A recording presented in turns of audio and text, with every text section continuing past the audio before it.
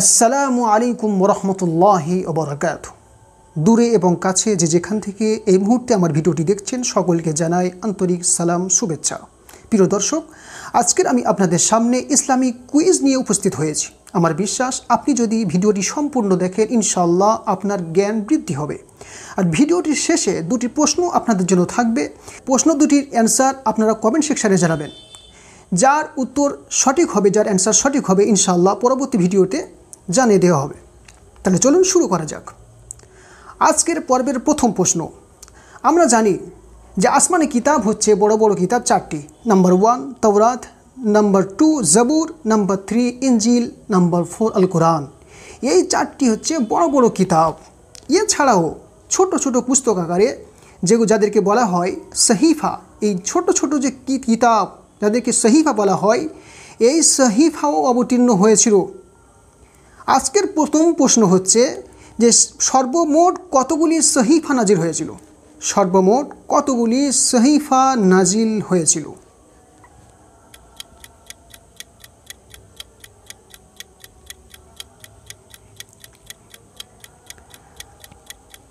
উত্তর হচ্ছে সর্বমোট 100টি সহিফা নাজিল হয়েছিল। উত্তর হচ্ছে সর্বমোট 100টি সহিফা নাজিল হয়েছিল। দ্বিতীয় প্রশ্ন।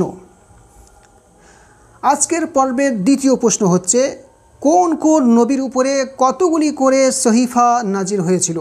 কোন কোন নবীর উপরে কতগুলি করে সহিফা নাজিল হয়েছিল?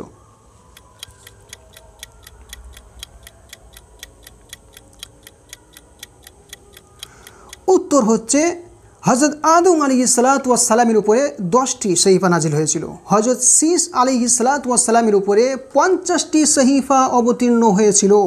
হযরত ইদ্রিস আলাইহিসসালাতু ওয়াসসালামের উপরে 20টি সহিফা অবতীর্ণ হয়েছিল। এমনইভাবে হযরত ইব্রাহিম আলাইহিসসালাতু ওয়াসসালামের উপরে 10টি সহিফা নাজিল হয়েছিল।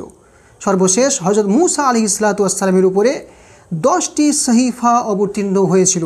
এই মোট হচ্ছে 100টি সহিফা, মানে 4টে বিশিষ্ট কিতাব ছাড়াও 100টি সহিফা এই নবীদের উপরে অবতীর্ণ হয়েছিল। আজকের পর্বের তৃতীয় প্রশ্ন। সেই পবিত্র জায়গার নাম কি? সেই পবিত্র স্থানের নাম কি যেখানে নামাজ পড়া হয় না? আমরা জানি যে হাদিসের মধ্যে এসছে যে রাসূল সাল্লাল্লাহু আলাইহি ওয়াসাল্লামের উম্মতের জন্য পুরো দুনিয়ার মাটিকে পবিত্র করে দেওয়া হয়েছে, যেখানে ইচ্ছা ইবাদত করা যেতে পারে, নামাজ পড়া যেতে পারে।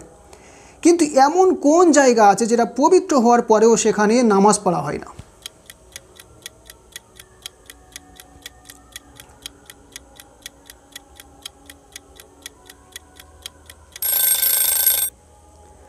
উত্তর হচ্ছে যে কাবা ঘরের ছাদ, বাইতুল্লাহ কাবা ঘরের ছাদ। কাবা ঘরের ছাদ নিঃসন্দেহ পবিত্র জায়গা, পবিত্র স্থান, কিন্তু ওখানে নামাজ পড়া হয় না।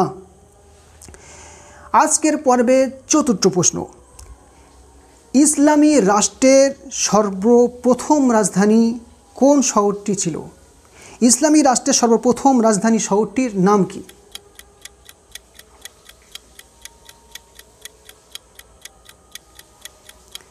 উত্তর হলো মদিনা শহর। মদিনা শহর ইসলামী রাষ্ট্রের সর্বপ্রথম রাজধানী শহর ছিল। পঞ্চম প্রশ্ন। কোন মসজিদে 2 রাকাত নফল নামাজ পড়লে, কোন মসজিদে 2 রাকাত নফল নামাজ পড়লে উমরা সমপরিমাণ সওয়াব পাওয়া যায়? হাদিসের মধ্যে এসছে যে এমন একটি মসজিদ আছে, যে সেই মসজিদটি কোনটি? যে মসজিদে 2 রাকাত নামাজ পড়লে উমরা সমপরিমাণ সওয়াব পাওয়া যায়।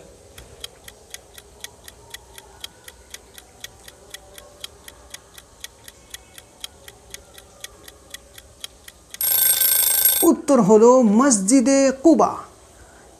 হ্যাঁ বন্ধুরা, মসজিদে কুবা, মসজিদে কুবা মধ্যে রাসূল সাল্লাল্লাহু আলাইহি ওয়াসাল্লাম বলেছেন যে 2 রাকাত নফল নামাজ পড়বে তার উমরা সমপরিমাণ সওয়াব পাওয়া যাবে। ষষ্ঠম প্রশ্ন। সর্বশেষ ওহীর আয়াত কোন সূরার মধ্যে আছে? ওহীর আয়াত, সর্বশেষ ওহীর আয়াত কোন সূরার মধ্যে আছে?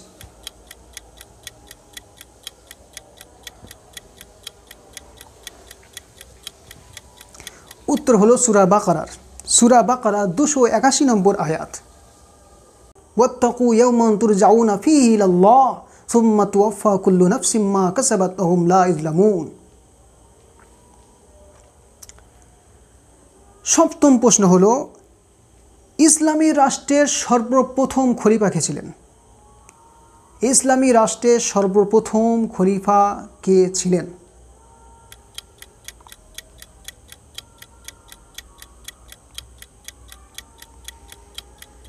উত্তর হলো হযরত আবু বকর সিদ্দিক রাদিয়াল্লাহু তাআলা আনহু। হযরত আবু বকর সিদ্দিক রাদিয়াল্লাহু তাআলা আনহু ছিলেন সর্বপ্রথম খলিফা। অষ্টম প্রশ্ন, এমন কোন মসজিদ আছে যে মসজিদের মধ্যে কোনো মেম্বার নেই? উত্তর হচ্ছে মসজিদে হারাম। হ্যাঁ বন্ধুরা, মসজিদে হারামের মধ্যে কোনো মেম্বারই নেই।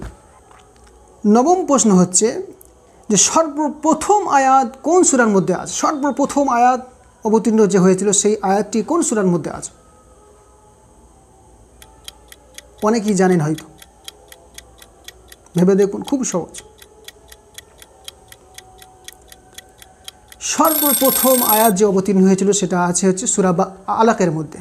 সূরা আলাকের 30 পারায় ইকরা বিসমি রাব্বিকাল্লাযী খলাক। এছাড়াও অতিরিক্ত দুটি প্রশ্ন আপনাদের জন্য। এই দুটি প্রশ্নের উত্তর আপনারা কমেন্ট সেকশনে জানাবেন, ইনশাআল্লাহ যার অ্যান্সার সঠিক হবে পরবর্তী ভিডিওতে জানিয়ে দেওয়া হবে। অতিরিক্ত প্রশ্ন, বিশ্বের সর্বপ্রাচীন মসজিদ কোনটি? দ্বিতীয় প্রশ্ন হচ্ছে, মুসলমানদের প্রথম বিশ্ববিদ্যালয় কোথায় ছিল? মুসলমানদের সর্বপ্রথম বিশ্ববিদ্যালয় কোথায় ছিল? এই দুটি প্রশ্নের উত্তর আপনারা কমেন্ট সেকশনে জানাবেন। এই ছিল আজকের মতো।